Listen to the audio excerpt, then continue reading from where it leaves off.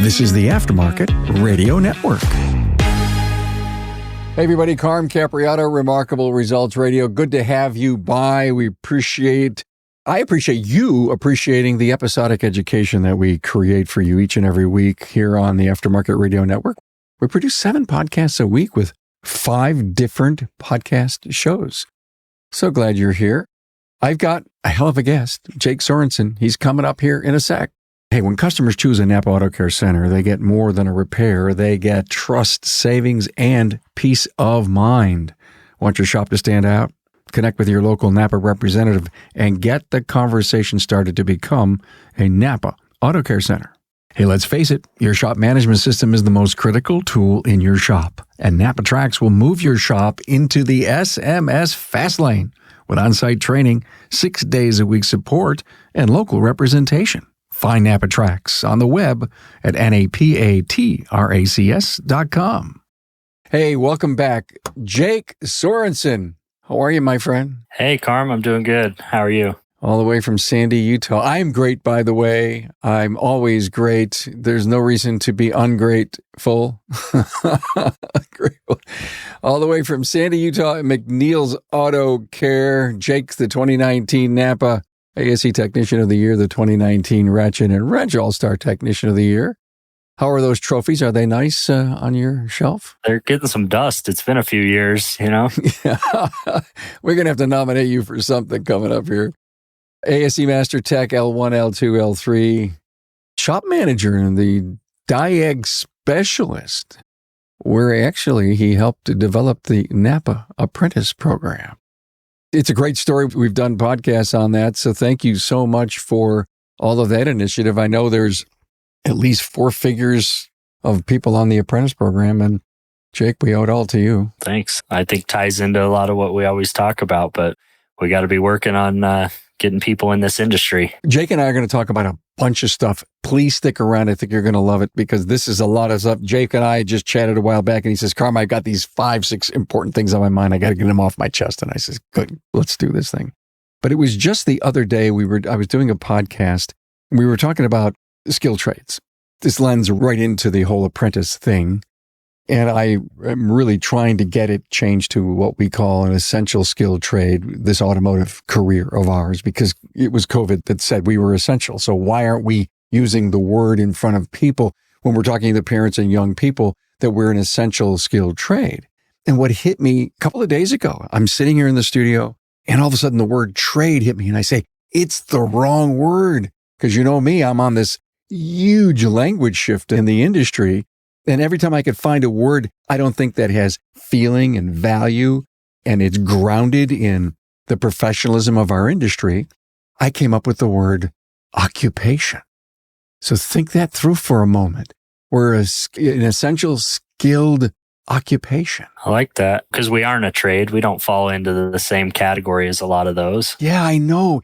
And what does the word occupation mean, Jake? It really is. I maybe can afford a house and buy a car and find a spouse and maybe have some kids, a career. Occupation means career. You're 100% right. The outside world looking in, every time we use lazy language, we just continue to perpetuate the unprofessionalism of our industry. Yeah, I'm probably as guilty as anyone with it, but you bring up some good points. We have to try and shift that language, especially if we want to attract people and we want to earn what we deserve. Are we helping or hurting this staffing shortage that we have? And we have to stop and think about that. And when we think about many of the things that go on in and outside of our industry, and sometimes the image that we have, the fact that we aren't doing enough education, the continuing education for our people setting up career paths.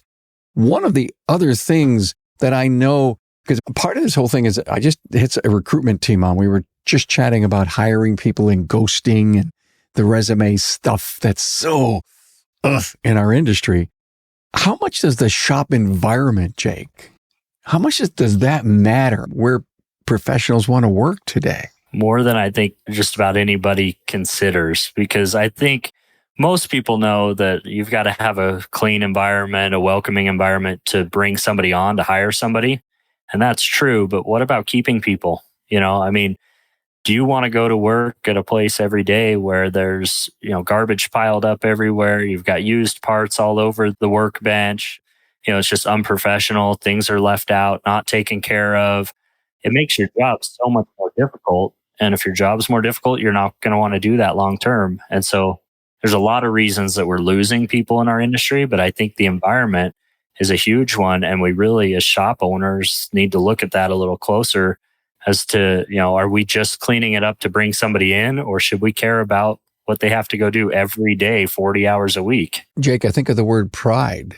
Unfortunately, it feels like a lot of that's been lost. I hate to stand up here saying, we do everything right and our shop's perfect and all this. Of course, all of us have our struggles and things we work on. But that's one of the things I let slip for quite a while at our shop was the pride in taking care of equipment, taking care of your bay, putting your tools away at the end of the day. Because I kind of took a little bit more of a hands-off approach saying, hey, these guys want to take care of things. They want things to be done right. So I'll let them do it on their own. But you quickly realize if somebody's got the pride in that or not. And I think most of us have realized by now that that correlates to the quality of repair as well. You find out pretty quickly that the ones that don't take the pride in their equipment, their appearance, their shop environment, probably don't take that same pride in the quality of work that they're performing for your customer. It happens to all of us, Jake, as we let them do their own thing, assuming that they're going to go to the level that the expectation has always been set. And when we don't monitor our own expectations, when we don't, walk around and say, come on, guys, did you leave in a hurry last night? Well, what's going on here? Those kinds of questions that you ask of your people to find out why they're thinking like this, why they're doing those kinds of things. And we got to be a whole lot more prouder, to come back in the morning and see a clean environment and start with a clean, fresh feel than it is this workbench of yours just looks like a hurricane came through. Yeah, I think a lot of us have heard the story from the Navy officer saying that you should at least make your bed every day. And kind of the point is that you start the day with one thing completed already. So you start off on the right foot, but also you come home to a made bed, one less thing that you have to do that's comfortable. I think the same applies at work, in our shop environment, our bays, our tools.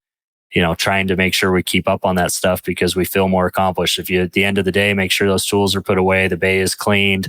If you had a vehicle in that you're almost done with, you just complete it. So the next morning you're starting fresh. It's a lot easier. You start the day off better. You're in a better mood. You feel more accomplished. Totally agree. It has a lot to do with the culture of the place, the pride that they show in the work environment. So that's a great thing. Let's keep in mind the shop environment. And I remember chatting. Who was it the other day that says, Carm, I'm going to air condition all my shops? And they said, we're going to spend a ton of money, but we're going to do it. Even if it's a month worth of 90-degree days in August up here in the Northeast, they still believe that it may be worth it. Because sooner or later, the people work hard. They go home totally drained physically, mentally because of the heat. And they're looking for something else to do. Yeah. When you're applying for a shop to work at, if you've got two options and one's air conditioned and one's not, man, I can tell you which one I'm going to. There's a lot of other things I'll give up to have that air conditioning, but then move beyond that. Once you have the person there working at your shop, it's hard working on cars all day. It's that much more difficult when the weather is hot and wearing you out physically. So how many hours of lost production do you have? How many years do you take off of that technician wanting to work in this field? There's a lot of unintended consequences I don't think a lot of shop owners have realized or thought about. That things like that, yeah, I'm sure it costs some of these shops a lot of money to get that AC put in, but they're going to recoup a lot on the other end that they may not see. When I think about losing an individual, and they may not necessarily say, well, listen, cheap bastard, you never put in the air conditioning and I just can't handle this anymore. You'll never really know of the investment in the environment and the culture and the pride. You'll never know. I just don't think people that are leaving, Jake, tell you everything. They never tell you the complete why, do they? No, I think you're usually going to hear the final straw. What broke the camel's back. You're not going to hear all the things that led up to that, the small frustrations that they had every day that got them to the point of looking for another job or got them to the point of considering leaving you. Jake, Do you see any issues going on with parts in the industry? A couple of people have been chatting with me lately. They're talking about reliable parts. Now, I know that everybody in the industry works their butt off to get high quality stuff. I mean, I know we have options. We have, the private brand stuff and the brand names out there. We couldn't be this viable of an industry if we weren't making really good stuff. And occasion we get some stuff you're not happy with? Yeah, I mean, let me first say I'm a huge proponent of aftermarket parts and buying from quality companies that are going to stand behind us with a warranty. I mean, you go buy a part from the OE, good luck if they do have a warranty and getting them to honor that. And who knows what the labor rate is and how many hours they'll pay. We're an auto care center and the warranty is amazing, right? We know what we're going to get, they pay it. But one of the problems we're having in the aftermarket with aftermarket parts is quality and fitment issues. And I think that a lot of people just say, well, it didn't work. Let's get another one. We'll try something different. But what they don't realize is the frustration that creates for technicians or for our repair professionals in the back. They don't want to install a poor quality part, but when they try and install it and it doesn't work and they have to make it fit or make it work, that's frustrating. And then if the thing fails and there's a warranty and they eventually have to install better quality part, they might have lost some of the hardware that the aftermarket part didn't require or changed. And it just creates a lot of problems that if your technicians are on a flat rate or some sort of performance pay plan like that, they may not get paid for or compensated for properly, right? Even if you have a warranty in place, how much time did they spend trying to figure out what the problem was, trying to make that work, finding the correct hardware? So I know a lot of times from an advisor point of view, it's easy to go with the cheapest part, right? We want to save the customer money, but I'm a big proponent of always installing quality parts. And trust me, I'm the one getting in arguments with our technicians when they say, hey, I have to have an OE part. And I'll say, well, who made that part for the OE, right? If it was, a name brand, a Bosch, a Delphi, a Denso, whatever, we can buy that from the aftermarket. It's OE quality part. And I'm 100% on board with doing that. What I'm suggesting, though, is there's a lot of poor quality parts that have entered the market that don't fit properly, don't come with everything you need, don't get the job done properly. And it's creating frustration for the technicians. And if we want to keep these people, if we want to keep these repair professionals, we've got to give them the quality parts and help them get compensated for the time they're spending. Absolutely. It's a great point you bring up. OEM is a part that was manufactured just specifically for the OE. And then there's another product that they call in that industry OES. And that's a secondary product that was made to fulfill the pipeline. Can you imagine 5 years ago that you're getting the OE product that was made to go on that specific car coming down the line? I don't think so. And as much as we really respect the dealers, we need them to be there. I think a lot of people love and will only buy OE from the dealer, but it's not necessarily the kind of part that they think it is. And I'm not saying I'm an expert at it, but I've been around the horn a little bit, and we've done shows on this. We've done shows on the quality of the part. And I think if it gets to the point where that the aftermarket is going to start suffering losses in their growth, they're going to open their eyes and try to find out what it is. Is it service? Is it availability? And is it quality? If quality is the issue, Jake, then we got a problem. I believe we do. And I hope that shops will get on board to try and fix this. I mean, first of all, I think we buy the quality parts, right? And again, I'm buying them from aftermarket parts companies, but buy the quality parts.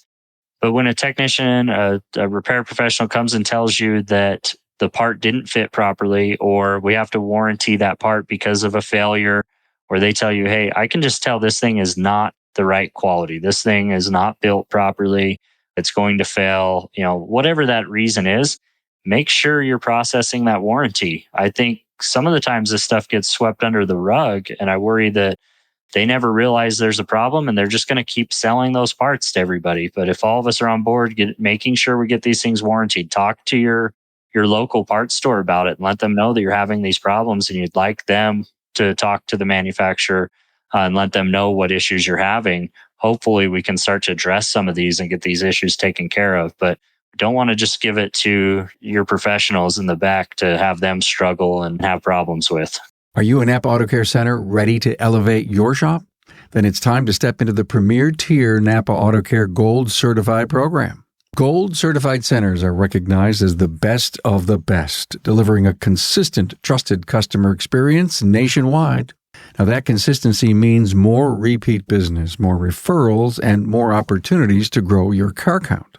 Now, when you're Gold Certified, you unlock advanced resources, maximizing technology, boosting your local marketing presence, and keeping your team fully trained on the latest trends and tools. In short, Gold Certified status separates you from the rest. So what does it take to be Gold? To qualify, your shop must be a NAPA Auto Care Center for at least 1 year, have been open for 2 years or more, employ an ASE Master Technician or hold ASE Blue Seal status, co-brand with the Pro Image program, maintain a 4-star rating or higher on Google, Yelp, or NAPA CSI, use digital vehicle inspections, offer NAPA consumer financing, purchase $7,500 or more in NAPA parts monthly, and participate in a NAPA business development group. It's a true partnership, and in return, NAPA rewards Gold Certified shops with premium benefits like free priority placement on the NAPAonline.com locator, annual marketing funds, enhanced warranties, rebates, training opportunities, and a whole lot more. Are you ready to take your shop to the gold level? Well, contact your local NAPA sales representative today to see if you qualify and start your journey to Gold Certified. Increase car count, build trust with customers, and stand out as one of the best. Talk to your local NAPA representative today. Hey, let's face it, your shop management system is the single most important tool in your shop, period. NAPA Trax has made selecting the right shop management system easy by offering the industry's best, most comprehensive SMS. Now, it all starts when a local representative meets with you to learn about your business and how you need to run it. After all, it's your shop, so it's your choice, and having local representation is a huge plus. Customizing Trax to your business, whether you're a one-person shop or a large multi-bay or multi-location company, a representative consults with you to help optimize your shop's workflow, efficiency, and profitability. Trax always has the flexibility to do business how you need to do it, which means it can also grow as your business grows. And unlike the other guys, will be there for you after installation with the best training and support in the business. Yes, a learning management system tailored to each role in your company. Simply put, Trax was designed and built for shop owners just like you. Visit us on the web at NAPA Trax, that's NAPATRACS.com. You did mention a few moments ago the service advisors are going to buy the cheapest part. I can't imagine the friction that it may cause. An individual's had a little bit of if you're managing your warranties and or your returns, your quality issues, if you got it on a spreadsheet and you start seeing the brands that are complicating the issue, that are making for a comeback rate that's unbecoming of, a quality specialist in the back bays, that's something you got to manage, to your point. Let's stop buying the cheapest forever and tell our customer, this is the price because I know it's not going to come back. Yeah, I've heard the argument that, if they go to shop A and they offer them this, lower quality part that's less expensive, and then I have to bid up the higher quality, more expensive part, we cost more. I have a hard time believing that's a common issue, first of all, but I also don't understand why we wouldn't want to explain that to our customer. That, hey, there's some parts out there people are selling that we've just seen an extremely high failure rate on. We wouldn't trust it. We wouldn't want to put it on our cars. And we can't offer you a warranty if we do that. So we'd rather get you in this part that we know we can stand behind. And if there was an issue, we're going to get that thing taken care of for you. I think that's a lot better way. You just said a ton, and I hope you, my listener, listened heavy to that. We've tracked it. We've recorded it. We know what the failure rate is. And I'm not sure that the other shop that you're looking at to do this job, who's $100 less than us, you may have to go back. But the reason that we're where we are is we're going to buy a specific part that we know won't cause an issue with your car. That's why you know, like, and trust us, and you come here because we want to make really good decisions. Agreed. Completely. Sell your quality, right? Sell your quality. Oh, boy. One other thing I know that you wanted to chat about that is an issue in our world is work-life balance. We talk about this almost to the point where people are tuning it out. But Jake, you have a passion about this. And we know that we're working hard, but there's this thing about having a life that's so important. I'm sure that the specialists that you're looking to hire that you've interviewed in the past saying, hey, you think I can actually work 5 days a week and spend time with the family? Do they ever say that? Yeah. I mean, when they apply, that's always the selling point, especially if they came from a dealership. They're saying, hey, I'm spending my whole life there. I'm constantly there. And they like the idea that we're closed Saturdays or things like that.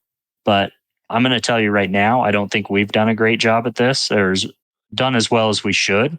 And I know other shops are fighting some of the same battles, but say you've got a specialist that's worked his 40 hours or more that week. Maybe it's in the middle of summer. It's hot. He's had some difficult jobs, big engines, replacements or something like that, where he's just beat up and worn out. But we know we've got some big jobs that are sold. We'd like to get them done. We don't have anybody that can get that. How many shop owners or service advisors, service managers, whoever it is, are asking your specialist if they're willing to stay that evening and work a little longer or come in on the weekend and knock that job out for you? And we try and sell ourselves that, hey, we're helping them make more money, right? We're going to pay them. They're going to come in, work all these hours. It's going to be a huge paycheck. And you got to fill it out. Some guys, that's what they love and that's what they breathe.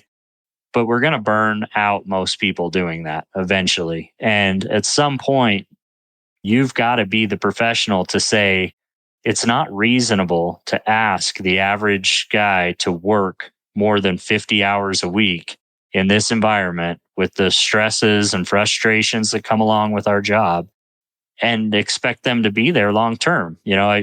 The whole reason I even reached out to you and said I wanted to talk about something was I'm always up on my soapbox about apprenticeships and, hey, you've got to help train these people, bring people in, invite people to our industry. But what good does that do us if we've got a lot of shops where we're encouraging people to leave? We're not helping retain these people. And so maybe your shop can't do an apprenticeship. Maybe your shop can't help bring somebody in. Are you doing everything you can to make sure that the people we have a good quality job and want to stay in this industry and have that work-life balance? They can see their family. They can go relax on the weekends, whatever that is for them. Maybe it's sitting at home watching football. Maybe it's going out camping, whatever that is.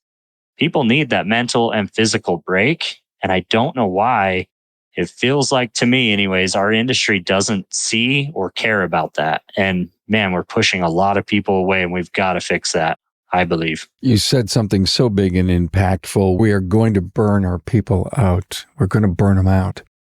Yeah, but I got to get the work out. You don't understand. I can't find anybody. We're all working triple, double shifts and everything.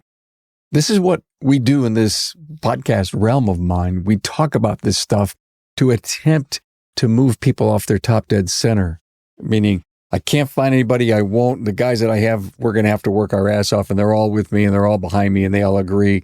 And then sooner or later, you're going to lose another one of them, maybe a year down the road, and you're going to atrophy and you're not going to give any quality of life to anybody. And there's people out there that want these workaholics, but they want to give them a 40-hour work week to accomplish it. Okay? I mean, hear me. I'm not saying that you can't have a guy work after hours or come in and help finish a job. 100%. If that guy's on board with it and you approach it the right way, do it. But you've got to be careful with how often you're doing that. And you've got to be the one to see it. Because, hey, almost every specialist I've met, almost everyone that I've worked with, they're in this industry because they want to help people. They want to fix cars. They want to make sure these things are safe to drive. They're yes people. Most have a hard time saying no. And I get, there's some people listening to me saying, oh yeah, come work with the guys I'm with. They'll tell me no in a heartbeat. Most of them want to make you happy. They want to say the right thing. So when you go ask them constantly if they'll stay a little later, if they'll come in for the weekend, they're going to say yes, whether they can or whether they want to or not. So you've got to be the one to realize how often you're asking that, when you're pushing the boundaries, and pull back before you get to that burnout point, before you ruin that guy. And I'm not ready to talk about, well, yes, they want to do that because there's some overtime in it and it's money. And, if the pay was right for the first 40, blah, blah, blah, the profit of the company. And I'm not ready to talk about that, but I just did. It could open up a whole lot of new conversations, right? And who knows the right answer, but 50, 60 hours a week isn't the right answer. I know that. I've really been curious about the mobile business. Really curious, Jake. And from your perspective as a real key industry leader, what do you see? What are you smelling out there? All right, you're asking my opinion. So this is just that, an opinion. I could be wrong, okay? But I came across an ad the other day looking to hire a mobile oil change, tire change, quick service type person. And it was from a Mercedes dealership in a different state. But I think most of us, when we hear Mercedes, think higher end, luxury vehicles. The service departments are generally very nice. So I'm thinking that's going to attract some people. The younger generation is going to love the idea of I get my own van, I get to drive around. I'm working for Mercedes. I'm going to be working on top quality vehicles. The most interesting part of that ad to me, though, I scrolled down and the pay was $20 an hour. And I know we have different markets everywhere, but all I can think is you're going to get a guy that's really excited to get into this. It said we'd help train, so you're going to get a guy that's really excited to enter the automotive field and thinks he found the right spot. And then he's not going to make the money he needs to support himself or to support a family. And what is the growth from there? Are you going to bring him into the shop eventually and help him learn other specialties? Is he going to stay in that van? And then I also started thinking about, if you were the one doing that job every day, is that as fun as it sounds, going and changing oil in somebody's driveway, in the cold temperatures or the hot temperatures, being as careful as you can that you better not spill a drop on there. And if you do, what do you have to do to get that cleaned up properly? Not suggesting that we're spilling oil in the shop easily, but I think most people understand what I'm saying. It's not as big a deal here and we can clean it up easier here. But out on the road, I think it makes everything more difficult. And so I understand that from a sales point of view, we're saying, hey, this is how we're going to take care of our customers. It's more convenient for them. I know a lot of businesses are going this way. Tesla has their mobile service. There's a new startup EV related auto shop in my area that's doing mobile service as well. And it's the big selling point. But all I can think is I've never met a shop owner that tells me he doesn't struggle with hiring, that he's not having a hard time finding specialists. And it feels like we're looking for new ways to push people out of this industry. We're going to find somebody that's excited and we're going to put them in this job that just I don't think is as enjoyable as they want to believe. And it's at a lower pay and there's no upward mobility there. I don't know what we're doing. Well, at least there's no mobile upward mobility, at least described in the ad, that there, please join us at this entry level position. We will show you when we get together with you that you can have a hell of a career path in learning, all about the Mercedes platform. But let's just chat about what is that entry level position worth? Is it $30, you think? Man, I really don't know. And again, markets are going to vary, right? I mean, if you're living in San Francisco, but I got a hard time believing that in almost any market, $20 an hour is the reasonable rate unless you're offering something like training and let's say an apprenticeship type thing where you're saying, hey, we're offering the education. We're putting you through schooling. We're helping you get into a career and you're in that and it's a guarantee and you can move forward with that. But otherwise, go look at what the fast food joints in your area are hiring at. And I think you'll be surprised. $16, $18. I mean, just for an entry, just for a French fry maker. We've talked about this recently. How do I quickly figure out what the yearly salary at $20 an hour is? It's so easy. And in fact, you should multiply that number by 2,080. But drop the 80 so that in your mind, it's nice and quick, 2,000, 20 times 2,000 is 40 grand. 30 times 20 is 60 grand. And you have to ask yourself, if I'm putting this mobile vehicle on the road to do all these really neat, cool things, I've got to invest X amount of money in that vehicle. And the whole environmental thing, the pump, the oil, the tanks and everything. And what's my ROI based on the person that I have to hire on top of that? That's the other investment. And maybe, just maybe, that entry-level positions in our industry, Jake, aren't $20 positions anymore. And they may not even be 25. Yeah. And then look upward from there too. You've got a specialist that's been working for you for 10 plus years. Has he been getting his yearly raises? Are you keeping up with that pay progression? I like that you said multiply that hourly rate out, figure out what that is yearly, because I know a lot of guys are looking at the hourly rate and saying, wow, that's fantastic. But they're not looking at the yearly, the annual salary to realize, can you live on that salary in your area? Owners have to do what they have to do to grow a profitable, successful business. I get that. And there are some great strategies on, how to make money from expense control. I get that, to what gross profit margins are and all of that. And sometimes you can find an entry-level individual that will come in for $25, $28 to start with a career plan. I hired this guy for $20, Jake. This is really cool, man. I'm going to make so much money on that mobile vehicle. And 3 months later, you have appointments and you have no one to drive the vehicle and go service people because they realized that Duncan was paying $19. Yeah, how easy is it going to be now to take care of your customers? And it may not be 40 hours a week. I get all of that. But our economy and the stress on earning a living and enjoying life is higher than it's ever been before. And there's a lot of us that have to stop living in the old days. And it goes back to, can you live on this? How about this? Can I live on this? Hey, I like what you just said there. We have to stop going back to the old days. I think that's part of it, is a lot of shop owners were working in the field. They were the ones in the back fixing the vehicles. And they're the ones saying, hey, I was working 60 hours a week. That's what I had to do. And yeah, that's true. But are you now? There was light at the end of the tunnel for you. Either you were working at a place that required that and you left to go do your own thing, or you were doing that for yourself, building something so that you didn't have to eventually. And, I think we got to remember that you're not doing that anymore. Or if you are, hey, that's your business. That's your baby. And not everybody wants to do that for you and your passion, right? Ever think McNeil's would put on a mobile truck to do stuff? There's been conversation about it. Let's just say that. But I'm not the cheerleader for it. Even though I opened up that can of worms, Jake. Let's talk about something else about mobile. What features could this mobile vehicle be used for in a brick and mortar shop? Is it all diagnostics? Is it ADAS calibrations? Any thoughts on that? I've given it some thought. I don't know that I have the answer. I mean, things like ADAS, oftentimes you need low light conditions or need to be able to block the light, I should say. So outdoors is really difficult. So if you've got shops that have the space that can allow you, that might work. And I know there's guys doing it. So, if you're listening to me saying, well, of course it can be done, guys are doing it. I understand that.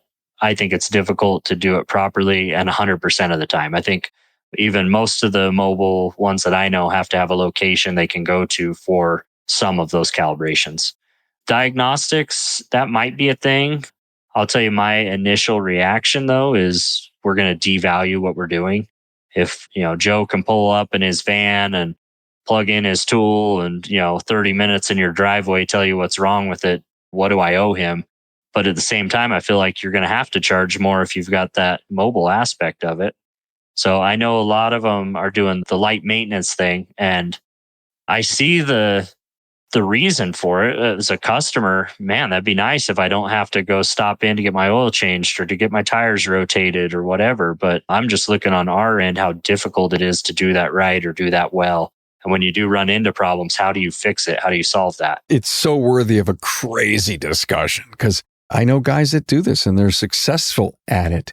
When you think about to diagnose an issue, a heavy computer issue, sensor issue, a lot of the heavy end technology specialists that are out there, someone else does the mechanical work. They just find out what the problem is. But if you're going out and you're a high level technology specialist and you find this, you may not necessarily want to get the wrenches out and have that sensor delivered to you and fix the problem. Yeah. And I guess there's two different sides of that too. If you've got the wholesale guys doing the testing, the diagnostics, coming to shops and helping them.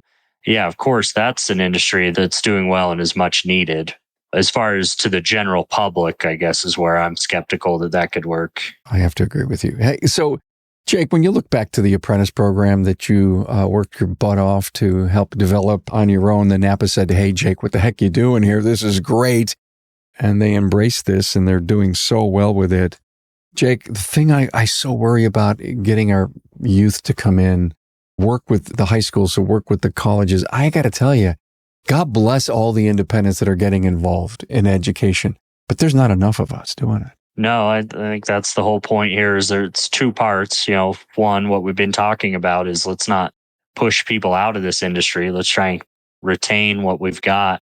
But the second is we've got to do a better job of bringing people in and helping give them that opportunity. I just recently had one of the managers at a parts store that we work with asked me, she said, hey, my sister is working at a tire store, wants to get into this industry. It's all she's ever wanted. They've been telling her for years that they've got an opportunity available for her. They're going to teach her. They're going to help train her, but they never have. And she says, what do we have to do to help her get into an apprenticeship with you guys? And I said, hey, give her my number. Let's talk. I want to see what's going on. And about a week later, I hadn't heard anything. I said, hey, your sister never reached out. Do you want to give me her number? I'd like to talk to her. And she said, well, I guess I talked to her and she said she's just done with the industry. She's sick of being told that something's coming and it never is. She doesn't want to try again. She says, I told her that you guys are different and it'll work, but she's just done. And, that's one story that I heard. How many of those are out there? So if you've got the apprenticeship program or an apprenticeship program, remember, you can't dangle that carrot forever. Be reasonable and make sure they know. We tell new applicants all the time, if we've got one or two in line to join the apprenticeship, I make sure they know that, hey, assuming that it works out with this person and then this person, you would be third in line. And I don't know when those openings come, but it could be, 6 months, best case scenario. It could be a year, worst case. And I want to make sure you understand that so that in 9 months, you're not saying, hey, you guys lied or you dangled this carrot out there and it never came. Be honest and transparent with these people, but make sure it's a reasonable time frame too. The complication, I think, from many shop owners that have not jumped into apprenticing is, wow, at the end of this run, I may not have a position. You've got to have the facility, the space, the revenue, the action to bring in an apprentice. Let's ask ourselves a hypothetical question. How many shops in America, let's say there's 250,000 independents, shouldn't there be 100,000 people going through an apprentice program if we literally care about growing our business and staying ahead of a curve? Yeah. I mean, remember, this thing doesn't build that person for you tomorrow. It's, most programs are going to be somewhere in that 2-year range. So you're filling that pipeline. But I would say, how many shops haven't needed a technician over the last 10 years? Can you say there was a time or there was a year where you just didn't need anybody? And if the right person came knocking on your door, you wouldn't have hired them? I'm guessing most are going to say they would have hired the right person if they came along at any time. So start prepping today so that, 2 years from now, you've got that person. Jake, I think of the word incubate. It's a crazy word, Jake, but that's what you're really doing with a long-term apprentice program. You're incubating your future. You're creating, you're building. Yeah. And you're showing them your environment, getting them prepared for your environment, right? These people are made for your shop when it's done. Damn. What else is on your mind? The only other that I think is more important than is often realized is the continued training. One thing that we've seen as well is we'll get some of these guys that either have been through our apprenticeship program or maybe came to us with a couple of certifications, a few years of experience, and we help them, advance and eventually get to, let's say, the ASE master status, right? A lot of them at that point go, well, what's next? What do I do now? I feel like training, continuing education is so important. And I know you're going to have a lot of your guys, a lot of your employees are going to say, I don't need it, or I don't want it, or whatever that is. But you've got to push them to do that. That's what's going to help keep them in this industry. I hear it all the time that hey, cars are so complicated and they're evolving so rapidly. And every year they're more difficult to repair, to diagnose. But then the same people are telling me that don't go to any continued training. They aren't learning anymore. So I've got to tell you, it's one or the other, right? Either these things are getting more complicated, they're more difficult, and you've got to keep up on this technology and you need to go to training to stay up on it. Or if you don't need that training, if you don't need to continue learning, then these things aren't that difficult, right? I mean, I don't know how you can fight both sides of that. So I'm a big proponent of training, keeping our guys engaged. One thing we're working on right now is trying to figure out a way that we can do in-house training during the day, because how put yourself in their shoes. You work that long day in the shop, beating your head against these difficult cars. And then at 6 p.m. to 9 p.m., whatever it is, you're supposed to go to a hotel, 30 minutes from the shop, eat some cold pizza, listen to this training, and then drive home, get home at maybe 10 o'clock, try and shower, change, go to bed, and get back up and go to work the next day. Do you want to do that? I mean, I know we've all done it and we can, but it's not enjoyable. It's not something these people want to do or anybody wants to do. That's what we're working on right now. The problem is the classes aren't offered during the day oftentimes, because a lot of shops don't want to do that. So we're working on in-house during the day. Okay. Thank you for letting me think this through in these very single minute that you brought this up. When I think about shops closing down and taking a very large portion of their teams to A-Vision, for example, to an ASTA, they're pulling 3 days worth of potential productivity. Could be 1, could be 2, depends on how many days that they're open. They invest a lot of money, airfare, hotel, food, all that stuff, and the cost of the training. If you closed down once every 3 months at noon on a particular day, didn't book anything for that, make sure that your clients who care about your access and availability knew this, and you didn't have the airfare. Maybe you had the airfare for the trainer to come in, and I believe you could find a trainer that will fly in and do just about anything for you. Hotel, boom, food. It's going to cost you, I don't know, maybe $1,000 or $2,000. I don't know. But it's not going to cost you anywhere near when you shut down.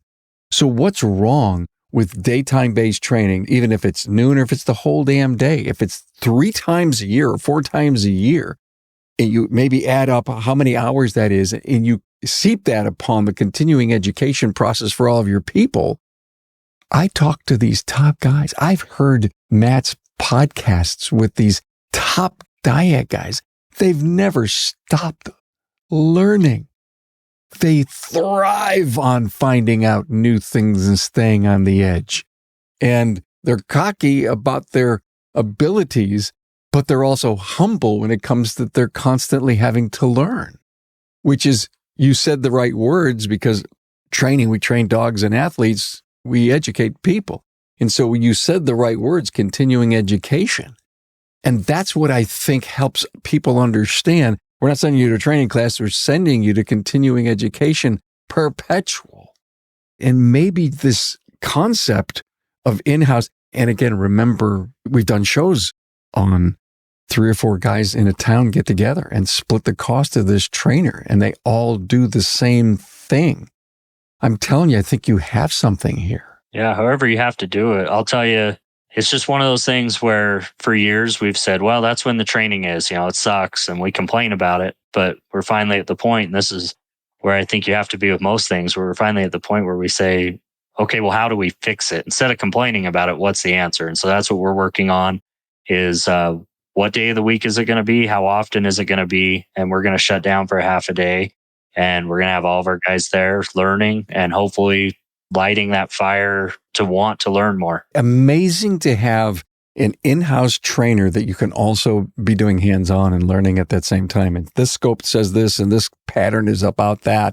And it's interactive instead of being sage on the stage and you're just there at night falling asleep after you had, double cheese pizza. Yeah, and it's with the equipment that you have available in your shop. You go to an event, they might be talking about using this brand of scope, and you're going, well, I've got this other brand. I hope my guys really understand the differences, and they might not. But if it's in your shop, hey, well, let's use our scope right now. Let's figure out how ours functions. I'm just assuming if you pick up the phone and you call Mr. Rainey and said, listen, I need a trainer in here on this particular day, they just probably would show up with bells on. We're working on some stuff on that end, but I want top quality training in our shop during the day. That's my goal. Attaboy. All right, there's the trend. We're going to keep an eye on this, Jake. All right. Can't wait.